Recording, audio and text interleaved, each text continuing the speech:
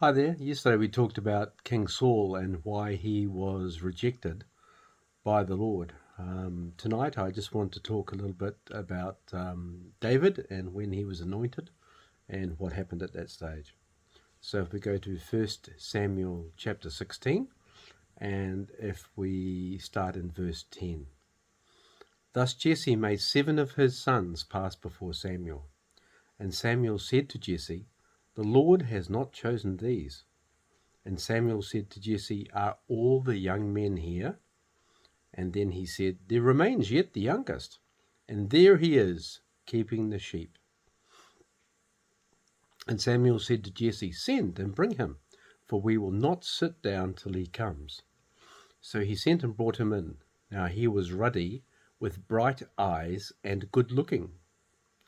And the Lord said, "Arise, anoint him, for this is the one."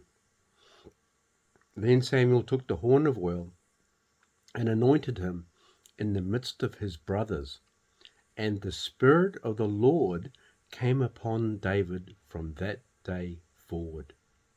So Samuel arose and went to Ramah. Verse 14. But the Spirit of the Lord departed from Saul, and a distressing spirit from the Lord troubled him. And Saul's servant said to him, "Surely a distressing spirit from the Lord is troubling you.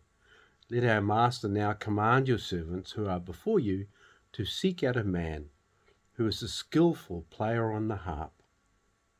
And it shall be that he will play with his hand when the distressing spirit from the Lord is upon you, and you shall be well." And so Saul said, "Yes, go ahead and get somebody." And of course, they ended up choosing David.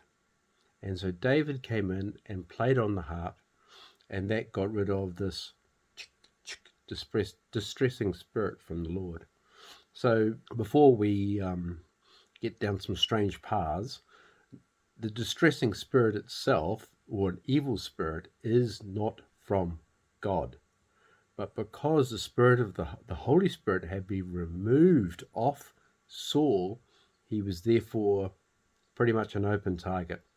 And Satan would have definitely wanted to go after him. And that means that God's protection was removed off him in such a way that the spirit could get at him. But every time that David came along and played for him, the spirit left him. And then he was obviously a lot better. But we see in the life of Saul that after this time, from the time that the Spirit of the Lord departs from him, he becomes increasingly filled with rage, increasingly depressed, increasingly volatile all over the place, and frankly, he starts to do things which are very questionable at the best. Okay, that's all for today. Thank you.